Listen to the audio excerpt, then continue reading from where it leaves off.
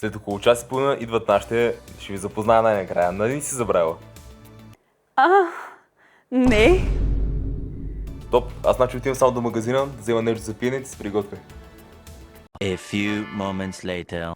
Абе, я да видим тази нашата сега какво прави. Отваряме си тук DMSS-а. Здравейте, госпожо Петрова, толкова съм слушала за вас.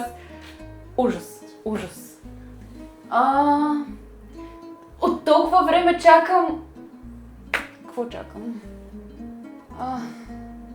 Добре дошли, влизайте, влизайте. Не, звуча като хотел. Добре дошли. Да направиш добро впечатление на свекърва си понякога изглежда като мисията невъзможна, но всъщност всичко се свежда до психология, уважение и малко стратегия. Какви теми са свекърва? Боже... Ало? Абе, и аз се забавете още малко. Да, така малко по-късничко елата. Да, супер, айде.